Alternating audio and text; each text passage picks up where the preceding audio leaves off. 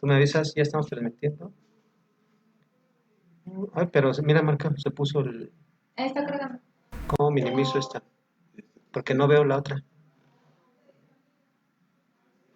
Previo, Marco. No veo para lo del ojito.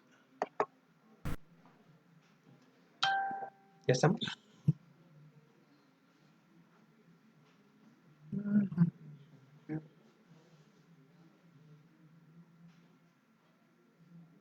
¿Sí? Sí, pero no veo. No lo veo bien. Si lo vuelves a cargar. Ya estamos. ¿Está? ¿Sí, no? Ya estoy empezando. Siempre estoy metiendo. Bueno, buenas noches. Ya estamos en en la sesión virtual del día de hoy. Bueno, nada más recordarles que pues tienen que registrar en el link que se acaba de colocar al principio de la página de Facebook. Ese link pues, va a estar 30 minutos para los que se alcancen a registrar, se les mandará su constancia. Tenemos ahí un problemita con las constancias de las sesiones anteriores porque bueno, nos fuimos a Tijuana al Congreso y después nos fuimos a Orlando, entonces vamos regresando casi hace el día de ayer. Entonces ya nos comprometemos a enviar las constancias en el transcurso de esta semana. Pongan, nada más regístrense en el link. Ahorita lo vamos a fijar el link en el chat de la transmisión. Y bueno, el día de hoy vamos a tener la presentación de la doctora Silvia Rodríguez. Y bueno, ella haciendo un poquito de semblanza. Ella es egresada ¿de qué universidad? De la Autónoma de Aguascalientes. Es de Aguascalientes, de la Universidad Autónoma de Aguascalientes. Y si quieres agregar, aquí acercarte un poquito, ella es de Aguascalientes, de la Universidad Autónoma de Aguascalientes. Allá realizó la carrera de medicina, posteriormente ingresó al Instituto Nacional de Nutrición para realizar anestesiología y es por eso que tenemos aquí la panorámica del Instituto de Nutrición. Y posteriormente en el Instituto Nacional de Cardiología, que es de donde estamos transmitiendo, ella realizó su especialidad de anestesia cardiovascular. Y bueno, la verdad es que como ustedes sabrán, pues siempre ponemos un fondo para cada presentación y un poquito también de historia. Este instituto se fundó en octubre de 1946 llamándose Instituto de Enfermedades de la Nutrición. Posteriormente, para 1978, le cambiaron el nombre como Instituto Nacional de Nutrición Salvador Subirán, pues eso en homenaje a su fundador, el doctor Subirán. Y ya más recientemente, eh, ya le agregaron, pues porque es un hospital que realiza mucha investigación científica, le agregaron lo de ciencias médicas, entonces ya para la actualidad se llama Instituto Nacional de Ciencias Médicas y Nutrición, Salvador Subirán. Y bueno, esta es la panorámica del hospital en sus inicios en los años 40.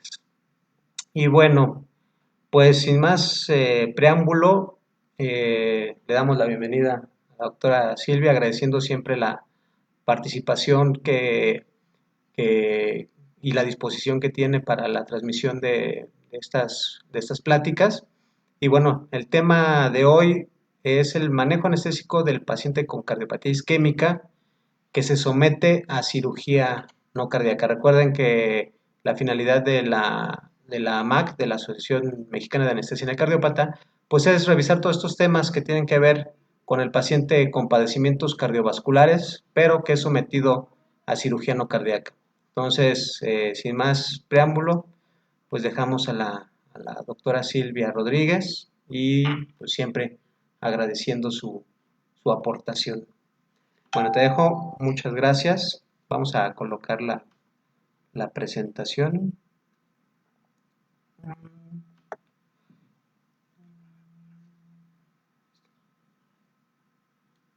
¿Está? Ok, y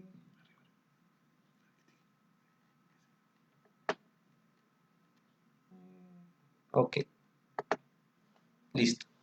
Pues, Bueno, muchas gracias. Buenas noches. Agradezco al doctor Zavala y a la Asociación Mexicana de Anestesia en el Cardiópata.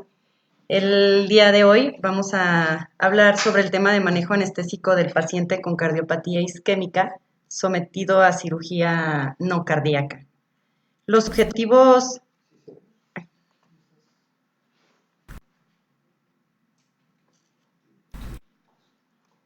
Perdón.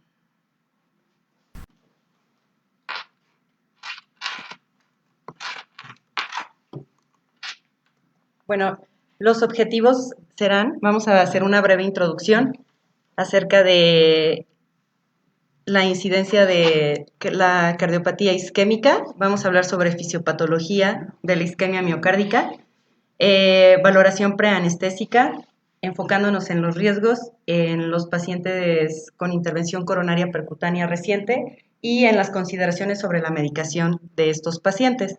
Vamos a hablar sobre el manejo anestésico, nos vamos a enfocar en las metas fisiológicas para poder dar nuestro manejo en la monitorización y en las técnicas anestésicas, así como un poco de manejo posoperatorio. Las principales causas posoperatorias de muerte de origen cardiovascular son el infarto del miocardio y angina inestable, con una incidencia de infarto del miocardio perioperatorio a los 30 días aproximadamente del 6%. Las complicaciones cardiovasculares como el infarto del miocardio, la insuficiencia cardíaca o la muerte atribuible a esta enfermedad coronaria presenta algunos de los riesgos más significativos para los pacientes sometidos a cirugía no cardíaca. Como sabemos, las causas son multifactoriales.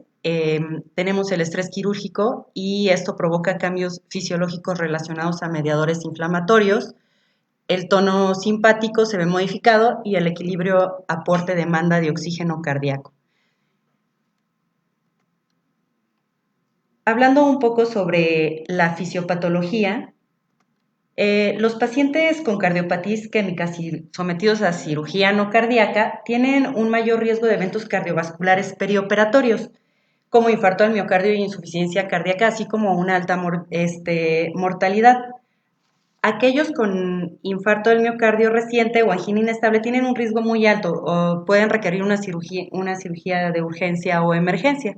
Así que es muy importante hablar sobre la fisiopatología de la isquemia para poder crear estrategias para nuestro manejo perioperatorio. La isquemia miocárdica, como sabemos, puede ser reversible o irreversible.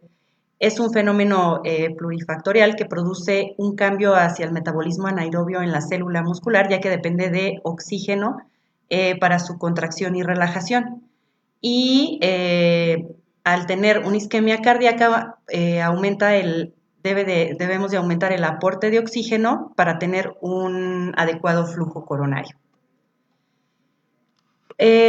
Como sabemos, la fisiopatología depende mucho del flujo coronario, entonces vamos a hablar un poquito sobre las arterias a nivel coronario, específicamente del ventrículo izquierdo.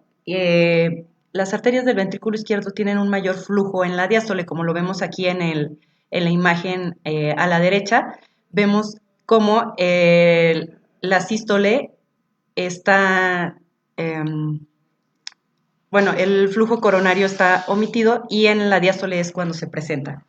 Las arteriolas precapilares son las que controlan el flujo coronario en un 25 a 30%, que estamos hablando de la autorregulación coronaria, y las arteriolas distales precapilares son las responsables del 40 al 50% de las resistencias del flujo coronario. Es por eso que es importante que mantengamos una adecuada perfusión a nivel coronario. Y la presentación clínica de la enfermedad coronaria puede ser, podemos tener al paciente como una angina inestable, un infarto agudo al miocardio reciente o anterior, y se puede presentar síntomas por aumento del consumo de oxígeno miocárdico, ya que el paciente puede al presentar dolor o una angina inestable, presenta taquicardia e hipertensión y esto aumenta nuestro consumo de oxígeno. Entonces, tenemos que tener en cuenta que hay un aumento de demanda hay una disminución del aporte de oxígeno y también hay un aumento del trabajo cardíaco. Por eso es importante que veamos las variables y qué podemos modificar nosotros durante el perioperatorio. El trabajo cardíaco depende de varios factores, como el volumen minuto y la presión arterial sistólica. El volumen minuto, que es el volumen en cada latido, o volumen sistólico, también está aunado a la frecuencia cardíaca. Entonces, aquí ya tenemos dos variables, que serían el volumen sistólico y la frecuencia cardíaca. Es importante también el volumen al final de la diástole y al final de la sístole. Estamos hablando de la precarga, el estrés de la pared y la contractilidad. Y tener una adecuada presión arterial y enfocándonos en la presión arterial sistólica. Hay otras variables que nos dan el aporte y el consumo del oxígeno del corazón, como son la frecuencia cardíaca, la presión sistólica, el estrés o tensión de la pared del ventrículo y la contractilidad. Entonces, son variables que nosotros podemos modificar antes en nuestra valoración preanestésica en el perioperatorio para poder tener mejores resultados y que el paciente tenga disminuyan todos los riesgos cardíacos durante nuestro procedimiento anestésico. Es muy importante que tengamos en cuenta estas variables porque tenemos un aporte y una demanda. Al entrar en el estrés quirúrgico, nuestro paciente ya modificada este balance entre el aporte y la demanda por la cardiopatía isquémica, nosotros vamos a someter al paciente a que estas variables se vean modificadas a la hora de la técnica anestésica, a la hora del manejo durante pre, trans y post anestésico. Podemos crear estrategias para poder modificar esto y tener un mejor aporte de oxígeno y disminuir la demanda. Vamos a ver las variables que podemos modificar y están modificadas también en la cardiopatía isquémica. En la cardiopatía isquémica, obviamente, disminuye el aporte y aumenta la demanda. Entonces, tenemos que, en nuestra valoración preanestésica, ver cómo se encuentran estas variables antes de someterlo a la cirugía no cardíaca. Es importante tener en cuenta también si podemos hacer medidas preventivas y tomarnos el tiempo adecuado para poderlas modificar o si estamos hablando de una cirugía de urgencia o emergencia. Las variables que maneja en la demanda son, ya las mencionamos en el trabajo cardíaco, es la contracción, la frecuencia cardíaca, la presión arterial, el llenado ventricular, la tensión de la pared ventricular, estamos hablando de la precarga y la poscarga. Entonces son variables que se van a ver modificadas en nuestro paciente con cardiopatía isquémica. Y hablando sobre el aporte, si ustedes observan las variables que se encuentran aquí, está enfocado al flujo coronario. Estamos hablando de una permeabilidad adecuada de las arterias coronarias, de aumentar el flujo coronario, de tener una adecuada presión de perfusión coronaria y que de nuestra duración de la diástole. Como ya vimos anteriormente, el flujo depende mucho de que conservemos nuestro ventrículo izquierdo, la distensibilidad para que pueda bombear bien la sangre en diástole. Y las resistencias venosas coronarias. Hay otras variables que también podemos modificar que nos dan un aporte adecuado de oxígeno, como es la saturación de oxígeno arterial y la hemoglobina. Entonces, estas variables podemos modificarlas antes de nuestro procedimiento o durante nuestro procedimiento, o tener en cuenta que si se encuentran modificadas, qué medidas vamos a tomar para nuestro transanestésico. Es muy importante tener en cuenta la definición de la presión de perfusión coronaria, ya que, como observamos anteriormente, el aporte depende mucho de este flujo y en el paciente con cardiopatía isquémica se ve modificado. Entonces, el flujo coronario va a estar en función a la presión de perfusión y a las resistencias coronarias. Entonces, nosotros tenemos que saber qué variables son las que tenemos que tener en consideración para no verlas, si ya están afectadas, no modificarlas más durante nuestro manejo anestésico. La presión de perfusión es la diferencia entre la presión diastólica aórtica y la presión telediastólica del ventrículo izquierdo. Si lo pasamos a una fórmula, tenemos que la presión de perfusión coronaria depende de la presión arterial diastólica y de la presión de oclusión de la arteria pulmonar o de la presión en cuña de la arteria pulmonar. Entonces, tenemos que tener en cuenta que si tenemos una adecuada presión arterial diastólica, podemos tener un adecuado flujo. Si las resistencias coronarias se tienen que preservar, entonces tenemos que ver cómo está nuestro paciente antes de someterlo a una cirugía y cómo vamos a modificar nosotros estas resistencias y este flujo coronario. Enfocándonos en la valoración preanestésica, es muy importante la evaluación y el manejo del riesgo cardíaco, ya que no es lo mismo si tenemos un paciente con cardiopatía isquémica que ha presentado un infarto agudo del miocardio reciente, si le han hecho un tratamiento de intervencionismo y si el paciente está premedicado con antiplaquetarios. Entonces tenemos que tener mucho en cuenta la evaluación, tanto del riesgo. Todos los pacientes con cardiopatía isquémica son evaluados por riesgo de lesión miocárdica después de la cirugía no cardíaca, que tiene un impacto muy importante después en el posoperatorio, y del riesgo de las complicaciones cardíacas perioperatorias en el paciente, como estamos hablando de un paciente con intervención coronaria percutánea reciente o no. Y si tenemos consideraciones sobre la medicación, si el paciente si estuvo en una intervención coronaria percutánea, ¿qué medicamentos está tomando o está tratando antes de nuestro procedimiento quirúrgico? Es importante también recordar que tenemos el tipo de cirugía, si es electiva, si es sensible a tiempo, si es de urgencia o si es de emergencia, porque entonces si fuera de emergencia no tendríamos el tiempo para poder estabilizar o premedicar a nuestros pacientes para poder estabilizar estas variables que ya vimos en la fisiopatología y que nuestro paciente entre en las mejores condiciones. Igual estamos hablando también si fue sometido a un procedimiento percutáneo. Enfocándonos en los riesgos, es muy importante tener un sistema de puntuación de evaluación de riesgos, ya que nuestro paciente puede presentar variables que nos pueden modificar el pronóstico. Entonces, es muy importante porque si el paciente presenta algunos factores que vamos a ver ahorita, tenemos que tener consideraciones porque aumentan mucho los riesgos para presentar eventos cardíacos adversos mayores. Aquí nos vamos a enfocar en una de las escalas de RCRI, para poder ver las variables y estos puntajes derivan de ahí. Vamos a ver que no solamente nos tenemos que enfocar en esta escala para poder hacer nuestra valoración preanestésica, ya que contamos con varias herramientas y es mejor tener varios conceptos. No todas, recordemos que no todas las escalas tienen las mismas variables, son diferentes y entre más usemos podemos tener una valoración preanestésica mejor de nuestro paciente y darnos cuenta de los eventos cardíacos, respiratorios y de otras variables que podemos modificar antes de someterlo a la cirugía. El índice de riesgo cardíaco revisado del INE reúne 6 criterios que son los que nos van a ser predictores independientes para complicaciones cardíacas mayores, como el primero es el tipo de cirugía de alto riesgo, el antecedente de cardiopatía isquémica, historia de insuficiencia cardíaca congestiva, historia de enfermedad cerebrovascular, diabetes mellitus que requiera tratamiento con insulina y tener una creatinina sérica preoperatoria mayor de 2 nanogramos por decilitro.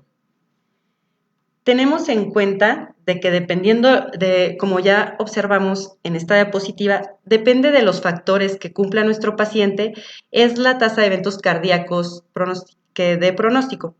Si nuestro paciente no presenta ningún factor, de todas formas tiene una tasa de eventos cardíacos de 0.4 y observamos que si son mayores a 3 factores, entonces aumenta hasta 11%. Entonces no es lo mismo si tenemos un paciente con una historia de insuficiencia cardíaca congestiva, más insuficiencia renal, más diabetes en tratamiento con insulina, a un paciente que solo va a ser sometido que es previamente, que tiene la cardiopatía isquémica, un infarto de hace 15 años y una cirugía de alto riesgo, ¿no? Probablemente vascular. Entonces tenemos que individualizar al paciente y guiarnos por los factores de riesgo que presenta.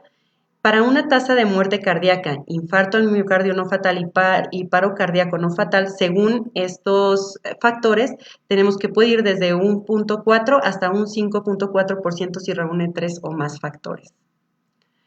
Y también puede presentar complicaciones como infarto agudo del miocardio, edema pulmonar, fibrilación ventricular, paro cardíaco y bloqueo cardíaco completo. Recordemos que esta es en cirugía electiva, no fue cirugía de emergencia o de urgencia. Y aquí, dependiendo de los factores, es el aumento de porcentaje, que va desde 0.5 hasta 9.1%. Es muy importante porque si observamos, si nuestro paciente tiene 3 o más factores, el riesgo aumenta, la tasa de presentar estos eventos aumenta mucho. Entonces, es importante individualizar y ver con qué tipo de pacientes nos vamos a encontrar. También tenemos que valorar a nuestro paciente dependiendo de las guías. Nosotros nos basamos en guías. También debemos de recordar que no todo lo tenemos que hacer objetivo y como dice la guía, sino solamente nos dan consejos de cómo podemos manejar y optimizar a nuestro paciente. Aparte de que nuestro paciente presenta una cardiopatía isquémica, debemos de ver qué clase funcional está, qué capacidad funcional está. Si nuestra capacidad funcional, como ya sabemos, y en las guías de americanas, tenemos por METs. Entonces, si nuestro paciente tiene una adecuada capacidad funcional de más de 10 METs, entonces, ¿qué procede? Y si tenemos una mala capacidad funcional, entonces, ¿qué estudios siguen? Y recordar, muy importante, si nuestra cirugía es de emergencia, de urgencia o sensible a tiempo. O si es selectiva y puede esperar a que el paciente se pueda optimizar. Otra de nuestras escalas que nos basamos es ASA. Y ya les expliqué, aquí están varias de las calculadoras con las que nos podemos apoyar para poder tener una mejor valoración preanestésica de nuestro paciente, para ver qué riesgos presenta, desde el RCRI que ya vimos hasta el NSQIP, el Gupta, y hay unas escalas que también a nivel internacional se utilizan, pero no están avaladas en nuestro tipo de población. Entonces, vamos a ver que nos vamos a encontrar con otro gran problema a la hora de tratar a nuestros pacientes con cardiopatía isquémica. Es muy importante porque si nos dicen como anestesiólogos, por favor, que quiero meter a este paciente para una cirugía electiva, y nuestro paciente presenta cardiopatía isquémica y es reciente y ya ha recibido un procedimiento de intervención coronaria percutánea, ahí sí tenemos que tener muchas consideraciones porque debemos de ver si podemos esperar o no, ¿sí? Si es una cirugía electiva, si no es sensible a tiempo, ni urgente ni emergente, entonces sí podríamos esperar todos los tiempos si el paciente ha recibido una intervención coronaria percutánea, que dependiendo del tipo de intervención que haya recibido, es el tiempo que tenemos que tomar para poder realizar la cirugía no cardíaca. Aquí pongo los ejemplos de los tratamientos. Si el paciente fue sometido a una angioplastía con balón, tendríamos que esperar 14 días para poder, obviamente con el riesgo de que fue un infarto agudo del miocardio reciente y que se trató con angioplastía con balón, a los 14 días. Si tenemos un paciente que se le colocaron stents de metal desnudo, tenemos que esperar 30 días. Esto por el riesgo de la reestenosis del stent y de los stent liberadores de fármacos de 180 a 365 días. Dependiendo del tipo de las guías americanas, es considerado, si es una cirugía que no puede esperar más de 180 días, entonces es una evidencia 2B, pero una evidencia 1A son 365 días cuando se colocaron stent liberadores de fármacos.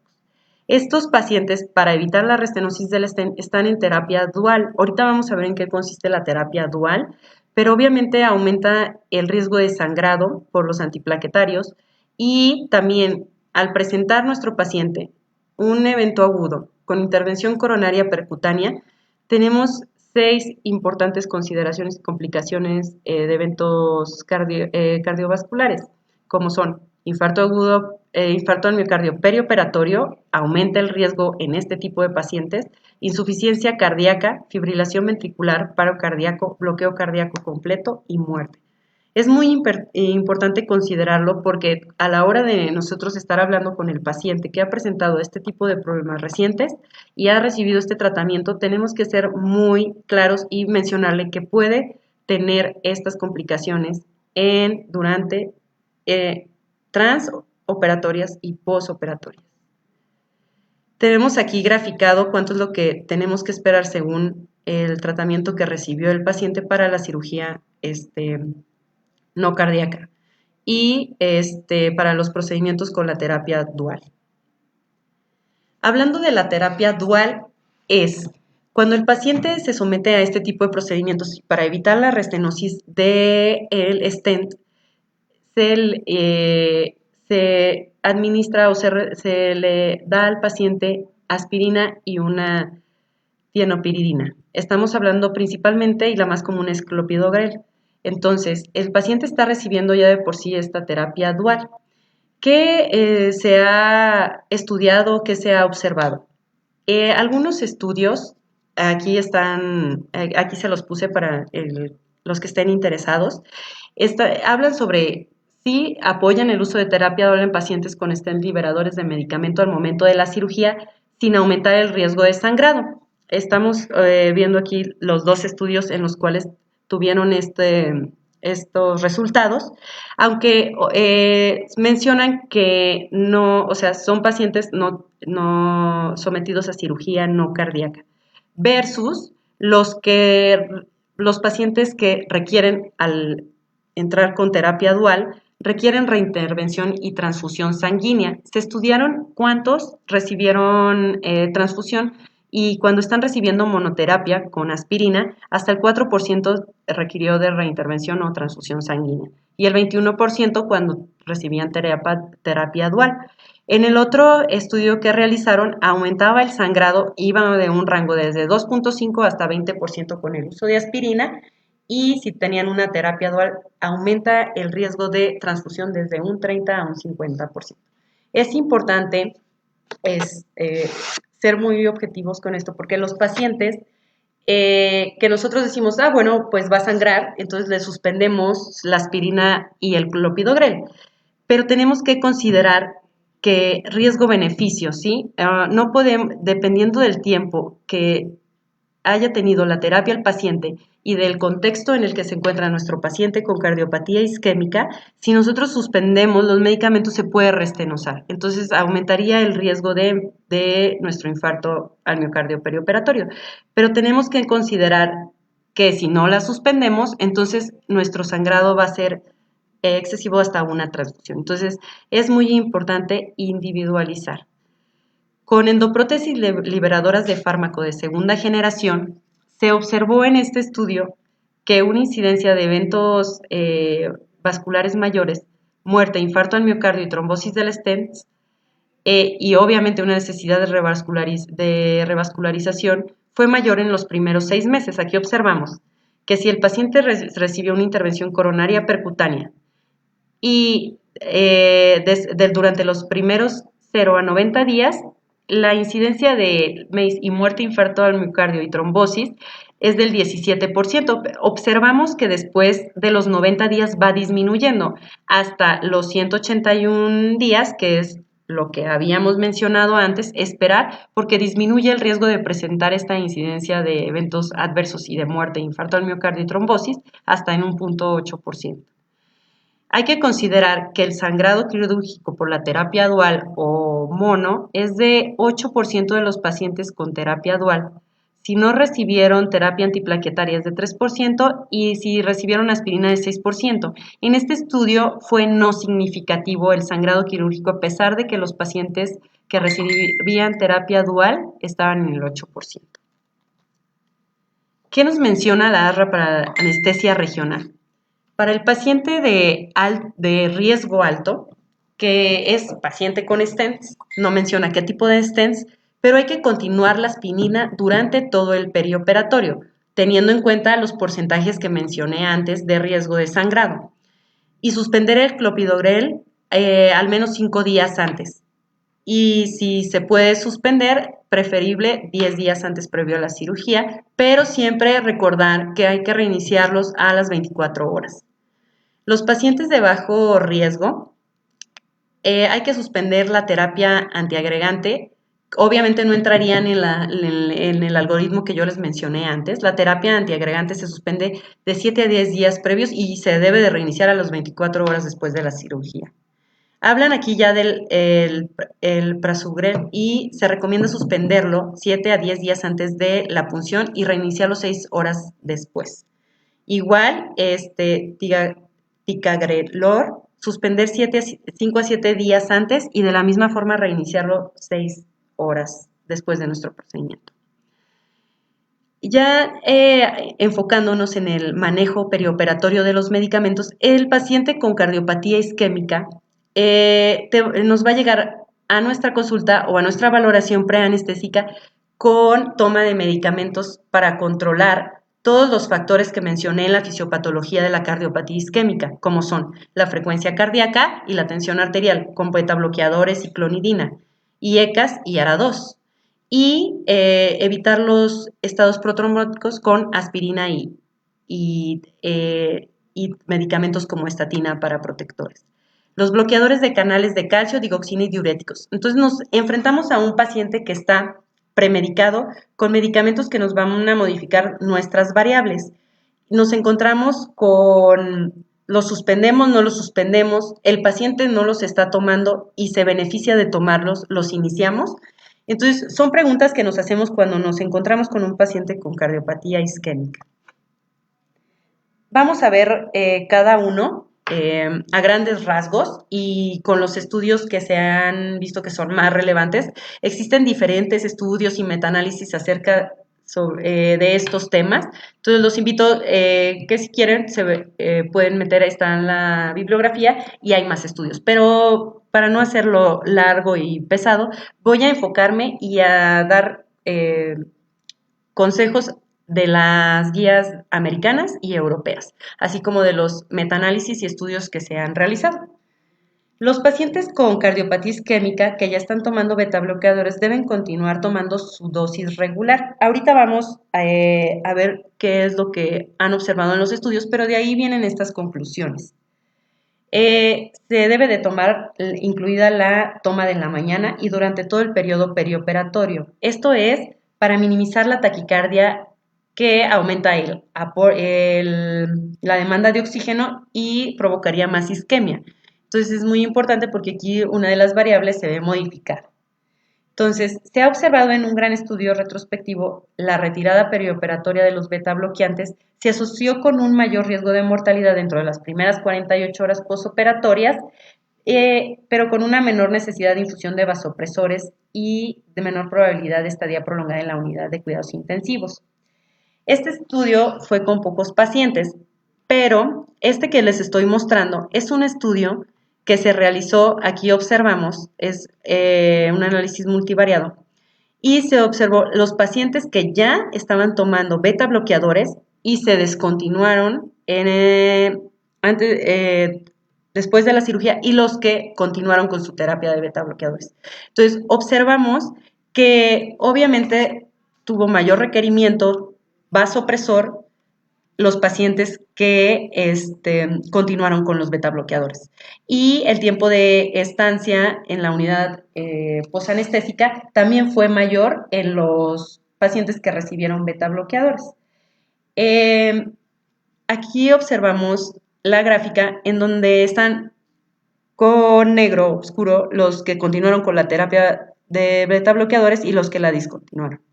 Entonces, observamos que hay una mayor incidencia de mortalidad en los pacientes que suspendieron los betabloqueadores. Tenemos que requirieron mayor vasopresor los que los continuaron, así como mayor estancia posanestésica a las 2 horas, pero observamos que disminuyó la mortalidad en los pacientes que continuaron con los betabloqueadores. Otro estudio reveló que cuando continúan con los betabloqueadores hay una reducción importante en las arritmias supraventriculares con infarto agudo al miocardio. Y obviamente en este estudio se observó que aumenta hay un aumento de la mortalidad y de accidentes cerebrovasculares. En este estudio no estandarizaron las dosis beta bloqueadores, por eso es que también se observaron accidentes cerebrovasculares, porque son pacientes que se les inició el beta bloqueador a dosis mayores a las que se dan comúnmente. Aquí encontramos los accidentes cerebrovasculares aumentaron en los pacientes que recibieron beta bloqueador y disminuyeron las arritmias supraventriculares en los pacientes que los continuaron.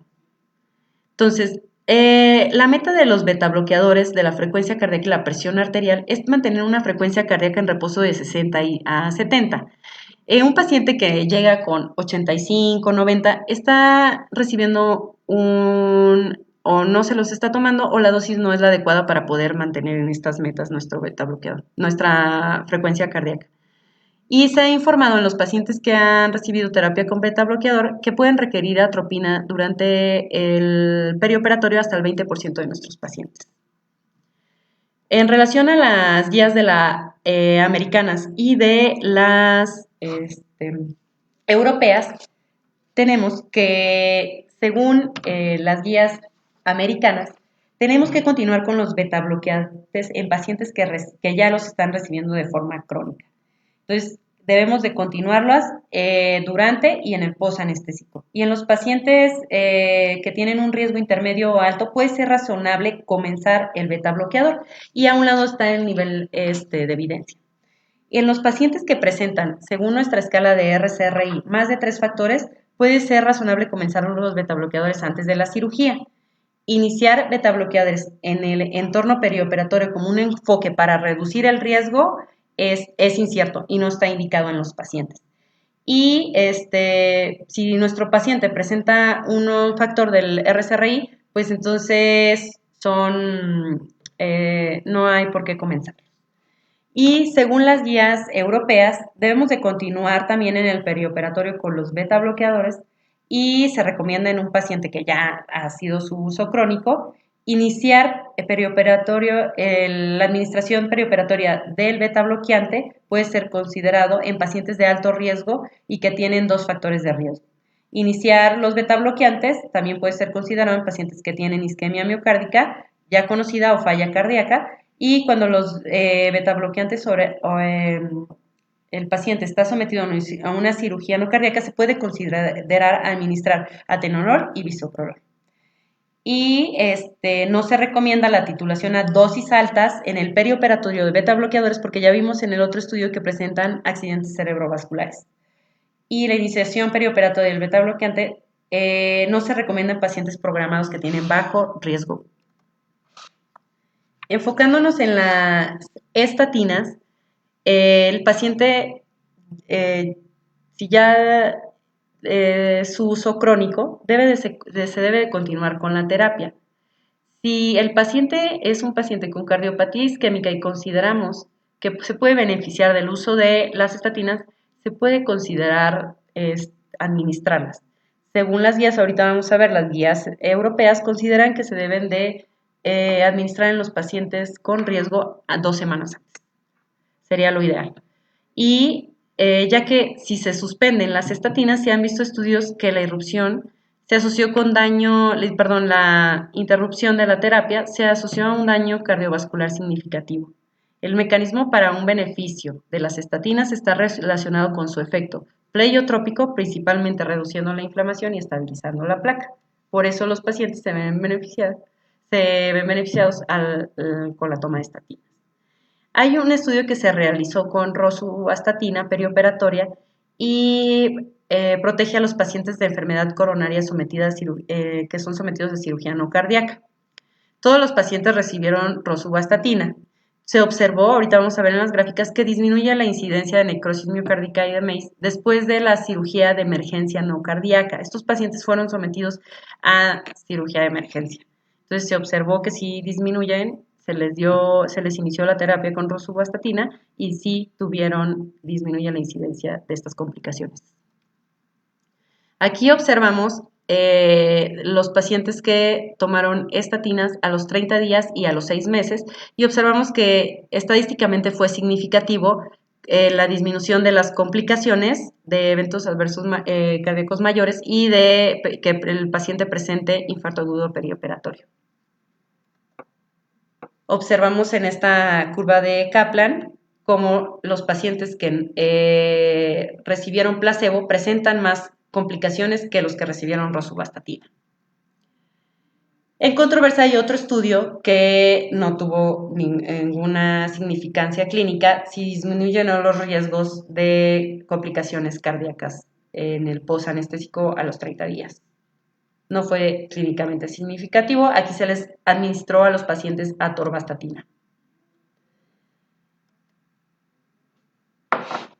Es importante recordar que clínicamente en otros estudios sí se ha observado que la toma de estatinas disminuye las complicaciones cardíacas. Aquí también lo podemos ver que a los 30 días fue clínicamente significativa los que tomaron y estuvieron expuestos a estatinas a los que no. ¿Qué recomiendan las guías americanas y europeas? Recomiendan que se debe continuar en los pacientes que ya las están tomando durante el perioperatorio y que el inicio perioperatorio de las estatinas debe ser razonable también en los pacientes sometidos a cirugía vascular y considerar, dependiendo si el paciente presenta un riesgo elevado, iniciar el tratamiento con estatinas. Así como las europeas la recomiendan, también recomiendan que se administren 2 semanas antes de la cirugía. Si se puede esperar el paciente, si es una cirugía de emergencia o de urgencia, pues no nos vamos a esperar a las 2 semanas para poder administrar estatinas, sino iniciarlas en el posanestésico. Relacionado a los IECAS y ARA2, se deben de continuar en el perioperatorio, particularmente en los pacientes con insuficiencia cardíaca y tener en consideración la hipotensión perioperatoria que pueden presentar estos pacientes. Ya en la otra sesión, el doctor Rea habló sobre cuándo suspender los antihipertensivos y cuál sería el mejor momento. Entonces, tener en consideración si se van a suspender 24 horas antes y considerar la inestabilidad hemodinámica, hipovolemia o elevación aguda de la creatinina. Y según las guías hay que continuar su administración de los IECA y ARA2. Dependiendo del tipo de paciente lo debemos de individualizar y crear nuestras metas.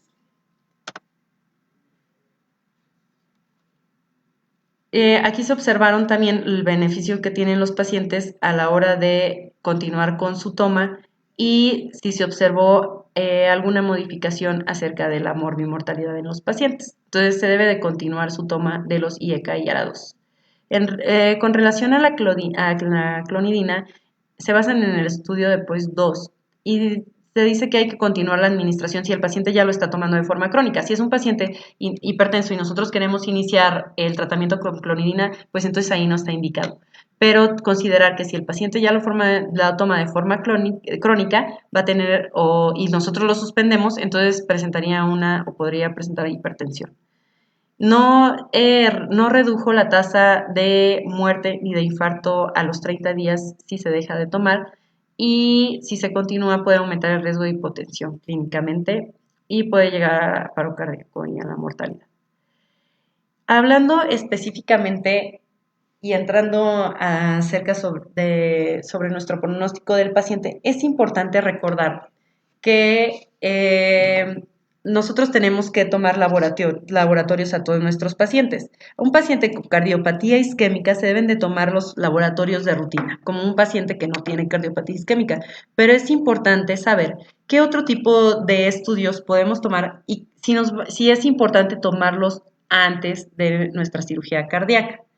La justificación de tomar troponina, y como vamos a ver adelante, BNP o ProBNP, es la recomendación de tener una troponina previa a nuestra cirugía, porque si es positiva, conducirá a recomendaciones para terapias preventivas, como el uso de aspirina, estatinas, y vamos a evaluar a nuestro paciente con un electrocardiograma adicional y podríamos valóralo con estudios de imagen. Hay un estudio que se llama visión de alta sensibilidad, los pacientes tuvieron una medición elevada de troponinas perioperatorias. El 13.8% tuvo una medición perioperatoria de troponina T de alta sensibilidad que fue mayor o igual al valor máximo. Entonces, por eso es importante también que nosotros tengamos una troponina antes de la cirugía cuando estamos hablando de un paciente con cardiopatía isquémica. Porque si nosotros durante nuestro transoperatorio o posoperatorio presenta algún dato que nos sugiera que está sufriendo el miocardio, nosotros vamos a tomar una troponina, pero no tenemos una basal. Entonces es importante tener una basal para ver si se modificó por otros factores o en realidad el paciente ya tenía elevada y es un factor pronóstico para nosotros también la troponina. ¿A quién hay que pedírsela? A los pacientes con alto riesgo de infarto del miocardio perioperatorio, ya vimos cuáles son. Y un alto riesgo se refiere como la cirugía hospitalaria con uno más factores de riesgo de RSRI y todos los pacientes que les mencioné. Y otros pacientes que se les debe de tomar son los mayores de 65 años que tengan enfermedad aterosclerótica conocida. Se debe obtener la troponina también a las 6, a las 12 horas, 1, 2 y 3 días después de la cirugía, según las recomendaciones de este estudio. Es muy importante también tomarle, si nosotros tenemos un paciente con cardiopatía isquémica reciente, hay que considerar tomar BNP.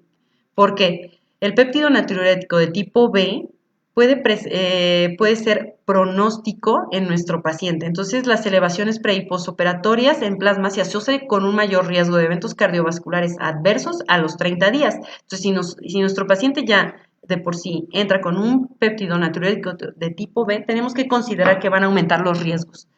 Y para fines pronósticos, como lo mencionamos. Muy bien.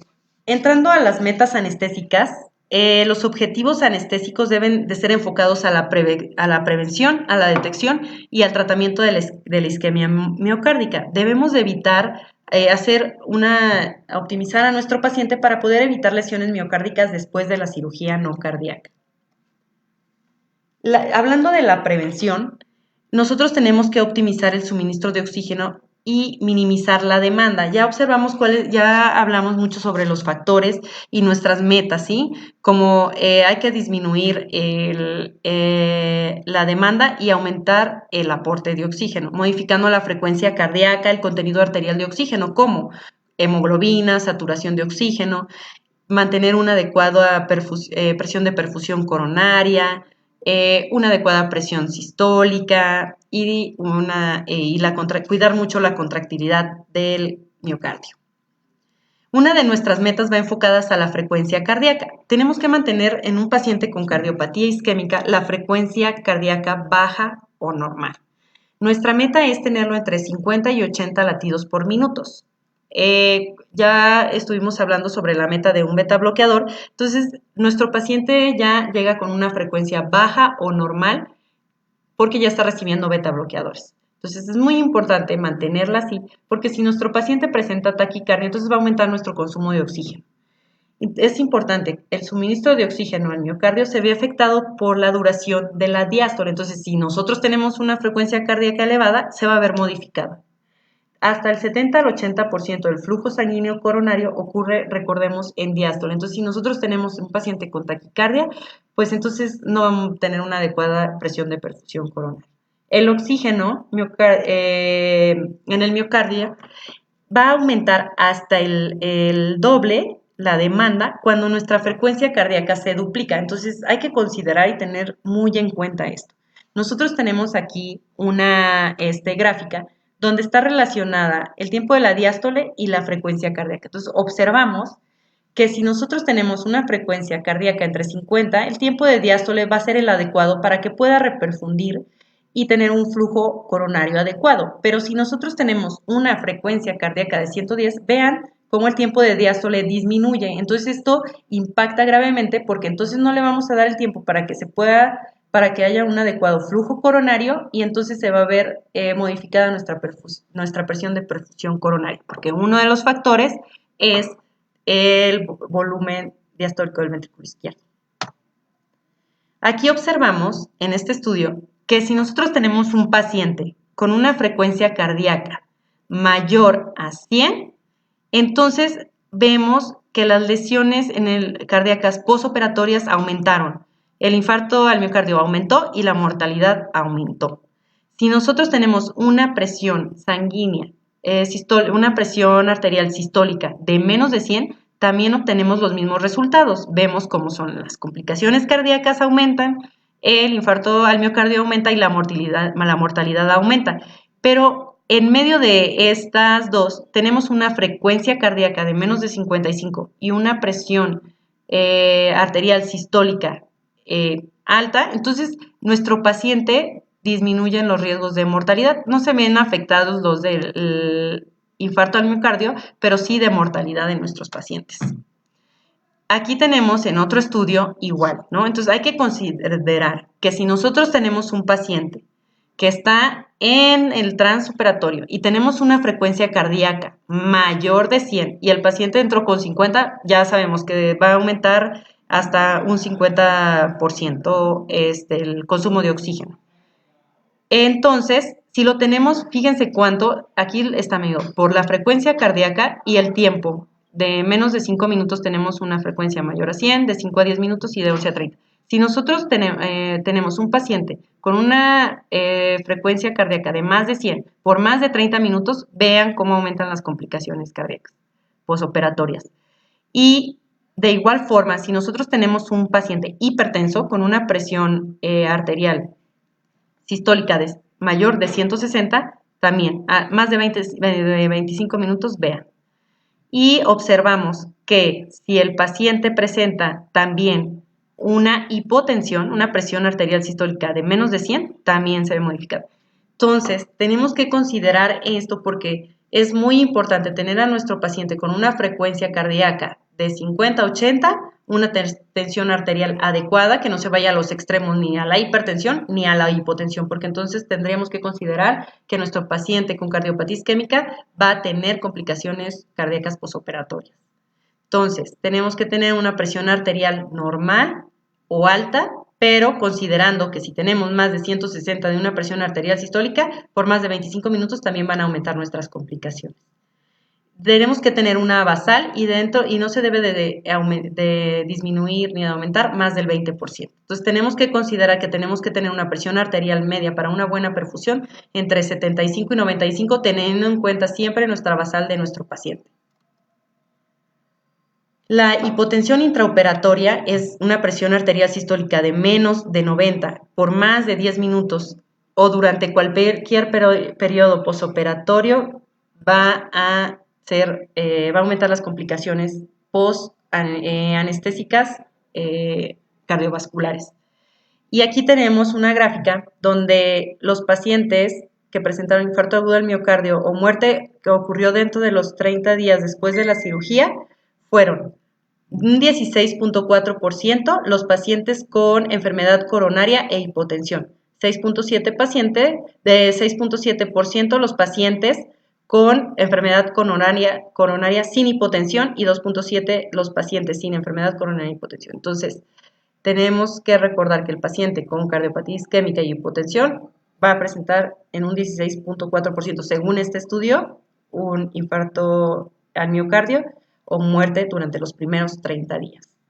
Y hablando de la hipertensión, también va a aumentar nuestra demanda, aumenta el estrés de la pared sistólica, por lo tanto aumenta la presión diastólica del ventrículo izquierdo y se ve afectado el flujo coronario y la presión de perfusión coronaria. Y una presión arterial sistólica intraoperatoria, ya vimos, mínima menor de 100, también se asoció con eventos cardiovasculares postoperatorios y mortalidad. Entonces tenemos que considerar nuestras variables para que podamos disminuir los riesgos en el paciente.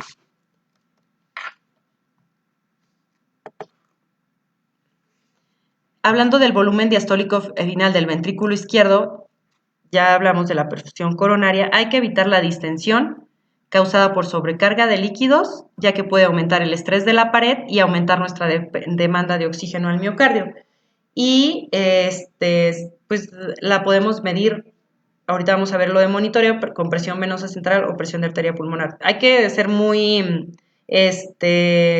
con este término porque no le vamos a poner a un paciente con cardiopatía isquémica un catéter pulmonar. Entonces hay que individualizar al paciente y dependiendo del tipo de patología que tenga es si se lo vamos a poner o no. Pero no solo de un paciente, estamos hablando de un paciente con cardiopatía isquémica.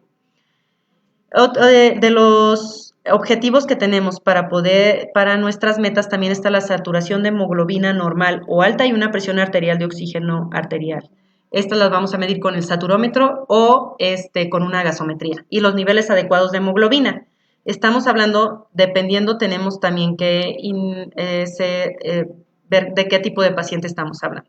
Porque los estándares de la hemoglobina, ahorita los vamos a ver, pero en un paciente que tiene una hemoglobina que ya presentó cardiopatía isquémica hace 15 años y tiene una hemoglobina de 8, tenemos que considerar si lo vamos a transfundir o no, porque de todas formas estaría nuestras metas. Pero si es un paciente que tiene cardiopatía isquémica, infartado recientemente y presenta 7 u 8, entonces ahí sí deberíamos de aumentar el aporte de oxígeno y considerar transfundirlo. Entonces, dependiendo de la literatura que lo leamos y de cómo observemos hemodinámicamente a nuestro paciente y si ha presentado cardiopatía isquémica crónica o reciente, entonces tenemos que tenemos que considerar transfusión o no. No porque tenga un valor quiere decir que lo vamos a transfundir, sino tenemos que individualizar a cada paciente. Y el umbral más alto de hemoglobina es de 9. En los pacientes que sabemos que van a sangrar, que es un paciente de una cirugía mayor, que tienen cardiopatía isquémica reciente, pues entonces sí considerar transfundir. Otro de los factores que tenemos que cuidar mucho es la normotermia. Luego la dejamos a un lado, el paciente está frío, entonces considerar que si el paciente tiene hipotermia va a tener temblores, aumenta la demanda de oxígeno, va a tener mayor coagulopatía, va a haber más sangrado, entonces tenemos que tener nuestro paciente normotérmico. Hablando del monitoreo a grandes rasgos, y porque se nos acaba el tiempo, entonces hay que saber del paciente con cardiopatía isquémica, electrocardiograma, catéter intraarterial, catéter venoso central, catéter de arteria pulmonar o ecocardiograma transesofágico. Acerca de los tres del electrocardiograma, pues hay que considerar que todo paciente con cardiopatía isquémica o no tienen que tener un electrocardiograma. Y recordar que los cambios en el segmento ST son, y vamos a estudiar arritmias y lesión en las variables B5 y D2. Obviamente, entre más variables tengamos, va a ser mejor nuestra sensibilidad. Entonces, si tenemos B5, es un 75%, B4, 61% de detección de eventos de isquemia en miocardio. Entonces, tenemos que tener la combinación de las tres y obtendríamos un 96% de sensibilidad en nuestra detección. Hay que considerar en las enfermedades coronarias graves, miocardiopatías, inestabilidad hemodinámica, infarto reciente, en considerar colocar catéter intraarterial y si sabemos vamos a tener un procedimiento quirúrgico, no cardíaco, emergente o urgente o que va a haber mucho sangrado, va a haber muchas alteraciones de la presión arterial, entonces considerar colocar catéter intraarterial y para la toma de gases. Catéter venoso central, si nosotros vamos a tener o vamos a requerir y ya valoramos a nuestro paciente de vasopresores, entonces podemos colocar un catéter venoso central y de manera directa nos daría la curva de las cavidades derechas. Y considerar el catéter de arteria pulmonar, ahí sí hay indicaciones específicas y no a todos ponérselo. Y el eco esofágico, considerarlo cuando nuestro paciente ha presentado infartos recientes, si vamos a tener una cirugía mayor o si el paciente está presentando alteraciones que nos hagan considerar que el paciente está sufriendo el miocardio, entonces podemos considerar el eco transesofágico. Nuestro manejo anestésico va enfocado a disminuir todas estas variables hemodinámicas, entonces a aumentar el aporte y disminuir la demanda. Entonces, tenemos que considerar que el paciente que va a ser sometido a un procedimiento anestésico quirúrgico, entonces va a presentar taquicardia o hipertensión, va a tener ansiedad, va a tener dolor, entonces hay que considerar premedicación. El manejo anestésico y la técnica anestésica depende de varios factores. Se han hecho múltiples estudios si es mejor la técnica anestésica general balanceada, anestesia general balanceada, total intravenosa o neuraxial. Hay que considerar que nuestro paciente que ha tenido un infarto reciente va a tener doble terapia, terapia dual, entonces hay que considerar la anestesia regional. Hay que observar el procedimiento, las comorbilidades y considerar qué tipo de cirugía va a ser, si va a ser abdominal, va a ser torácica. Considerar nuestros agentes que podemos, que nos puede dar un mejor aporte y que nos van a aumentar la demanda de oxígeno. Entonces tenemos que recordar, muy importante, equilibrio demanda-aporte. La técnica anestésica en los pacientes sometidos a cirugía, bueno, hay muchos estudios, les voy a hablar sobre los que se han realizado y lo que se ha observado en la técnica anestésica, pero en este estudio los pacientes fueron sometidos a cirugía aórtica abdominal abierta. Entonces, aquí se hizo una anestesia combinada, se colocó un catéter peridural y se combinó con anestesia general. Obviamente, al tener un catéter epidural, se tuvo un mejor control de dolor, disminuyó la frecuencia cardíaca, la tensión arterial, se mantuvo en metas y disminuyeron los riesgos de infarto al miocardio postoperatorio, así como también se vio un beneficio porque disminuyó la insuficiencia respiratoria en los pacientes que recibieron analgesia epidural. Se tuvo un mejor control del dolor, pero no hubo diferencias en la mortalidad. Aquí vamos a observar que dependiendo de la técnica no hay diferencias en la mortalidad. Entonces, por eso es que no hay una técnica que se recomiende, sino hay que aplicarla para cada paciente.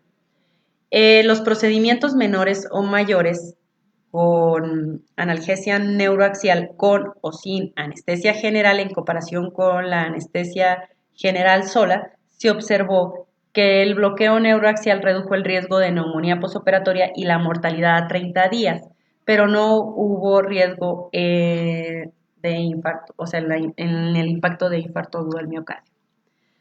La técnica neuroaxial es, como ya observamos, nos puede dar una anestesia epidural y un mejor control del dolor postoperatorio.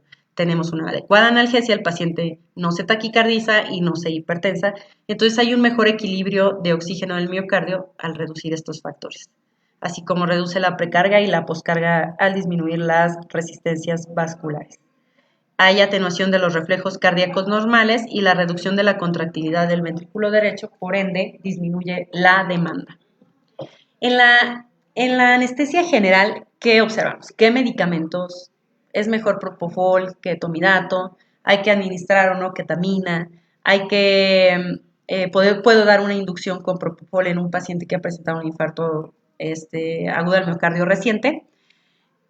Tenemos que considerar y tener en cuenta todo lo que nos va a modificar cada anestésico que utilicemos. Entonces, todos los anestésicos van a impactar en la hemodinamia del paciente. Entonces, tener en cuenta que si administro propofol, las variables que me van a modificar, si administro etomidato o si administro ketamina o cualquier otro medicamento. Si lo voy a premedicar con benzodiazepinas, ¿qué va a modificar en mi paciente? Entonces, teniendo en cuenta eso, podemos administrar nuestra anestesia general segura. Hablando sobre etomidato y propofol, la mayoría de los agentes de inducción anestésica disminuyen la presión arterial sistémica mediante una combinación en el tono simpático y en una disminución de las resistencias vasculares sistémicas. Hay una reducción del retorno venoso y hay una represión directa de la contractilidad miocardia. Por eso, tenemos que minimizar la hipotensión al administrar propofol. Se menciona en los estudios que podemos hacer una reducción de propofol de 1 miligramo por kilo o menos, pero que se debe de tener en cuenta que tenemos que administrar otros medicamentos como opioides o puede ser también aunado a ketamina. Dependiendo luego a veces no queremos utilizar la ketamina porque puede provocar aumentar la frecuencia cardíaca, la presión arterial media y los niveles plasmáticos de epinefrina, debido a la estimulación del sistema nervioso simpático, mediada centralmente. Entonces, algunos no quieren utilizarla, pero podemos utilizar la administración de ketamina a una dosis de 30 a 60 miligramos con una dosis baja de propofol. Entonces, así hacemos un balance entre el impacto que tiene el propofol y la ketamina. Y podemos utilizar y tener en cuenta que también existen los beta bloqueadores intravenosos. Entonces, si te taquicardia el paciente, podríamos administrar también esmolol o labetalol. Esmolol a dosis de 20 a 40 miligramos. Dependiendo de la literatura donde lo leamos, es la dosis que podemos utilizar, más o menos se estandariza. Hay estudios aleatorizados donde se sometieron también a cirugía no cardíaca y se administró TIVA y anestesia general para un preacondicionamiento y esto. Pues ya no podemos hablar de eso, pero probablemente se puede hablar de preacondicionamiento con inhalados o con total intravenosa. Pero no se ha observado tampoco una significancia estadística donde una sea mejor que la otra. Hay que considerar también la emergencia, que en una cirugía de emergencia la estimulación simpática causada a la hora de la intubación, la hemodinamia y todo puede modificarnos y nosotros tener en conjunto nuestros anestésicos para poder disminuir la demanda. En el manejo posoperatorio, tenemos que monitorizar bien al paciente para ver las lesiones miocárdicas.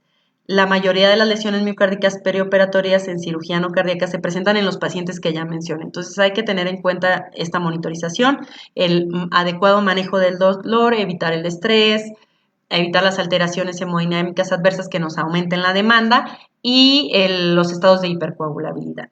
La anestesia epidural, ya vimos que sí se benefician los pacientes cuando son cirugías abiertas para mejor control del dolor y también por ahí mencionan que te podemos administrar también en nuestra terapia cuando administramos un subaracnoideo, pues morfina y que nos puede también ayudar a disminuir las dosis de nuestros medicamentos de analgesia durante las 12 a 24 horas y también considerar la analgesia controlada por el paciente.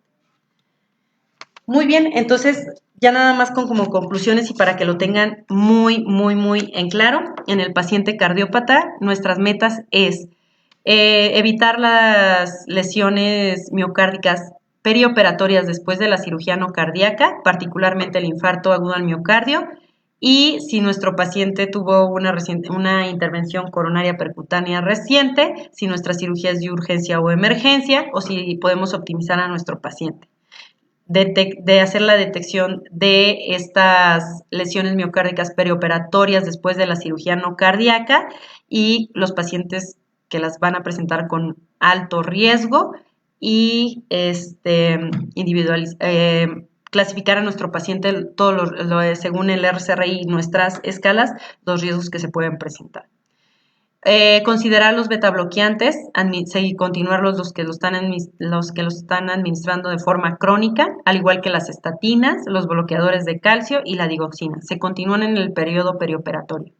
Los inhibidores de la enzima de los IECA y los ARA2 generalmente también se continúan y ya ahí considerar si se van a suspender 24 horas o administrar la dosis de la mañana dependiendo de la presión arterial que tenga nuestro paciente. La administración de aspirina, considerar su suspensión o no, igual que la terapia dual.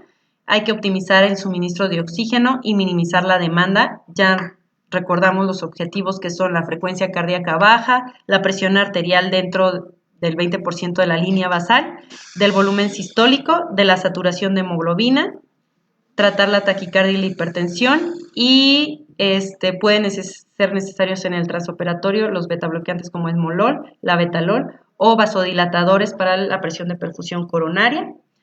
Y si tenemos un paciente que ya presenta datos de isquemia miocárdica, también tratarla, ¿no? Y recordar también que es muy importante mantenerlo en un plano anestésico, si requiere infusión de nitroglicerina para tener una adecuada perfusión coronaria.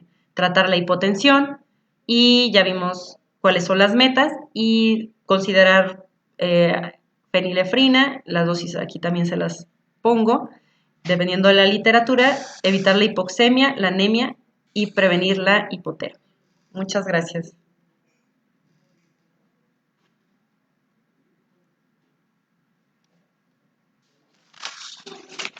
Ya, doctor. Bueno, ok, déjame. Ok.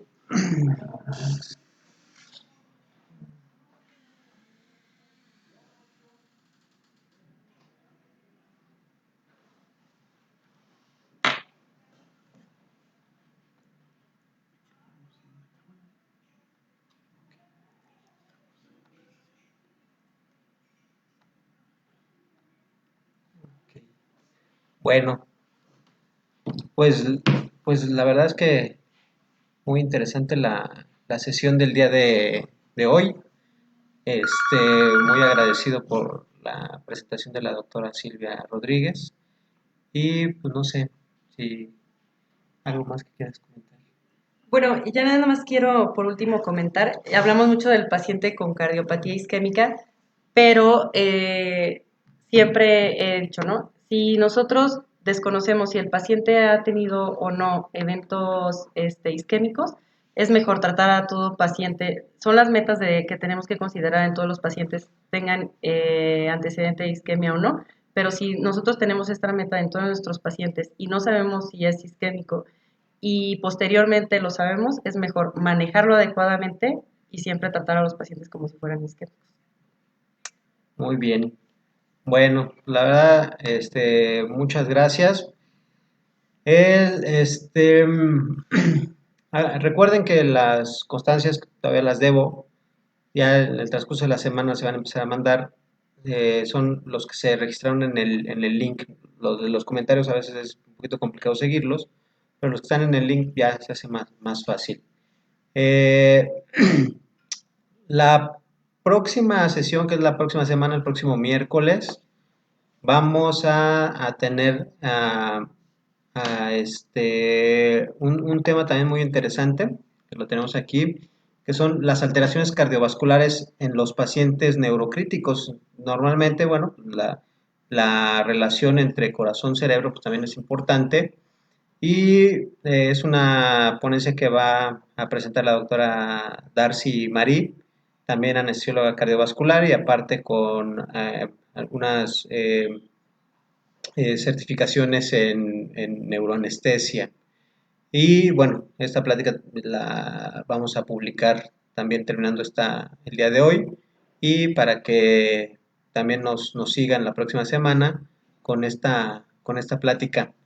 Y bueno, también algo muy que siempre me gusta mencionar y hacer el comercial es el libro que también recomendamos para que lo adquieran, que es el libro de autoevaluación en anestesiología, en donde la mayoría de los casos son casos clínicos con preguntas y opciones múltiples, en opción múltiple, y la mitad hacia atrás del libro pues viene la respuesta correcta con su justificación y con sus referencias bibliográficas. Entonces es un libro que pueden estar revisando, ustedes mismos autoevaluarse, o igual sirve para la preparación de algún tipo de evaluación del anestesiólogo. Bueno, pues sin nada más que agregar, agradecemos la participación de la doctora Silvia Rodríguez. Y bueno, pues espero también seguir contando con otras pláticas en un futuro. Agradecemos a toda la gente que estuvo en la conferencia, en el chat. Saludos a toda la gente que nos estuvo viendo de Centroamérica, Colombia, El Salvador, Nicaragua, Perú, Paraguay, Argentina, y bueno, de todos los estados de la República, de Monterrey, de Tijuana, de Mexicali, de Aguascalientes, y bueno, no me lo menciono, pero ahí hubo de muchos lados. Agradecemos también pues a los colegios de las diferentes entidades, también por el apoyo en cuanto a la difusión de la plática. Y bueno, seguiremos trabajando en este mismo tenor, en estos mismos temas, para el anestesiólogo que se enfrenta día a día con estos pacientes. Pues no sé si...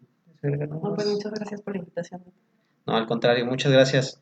Y bueno, les recordamos que nos sigan, que se suscriban a nuestro canal de YouTube.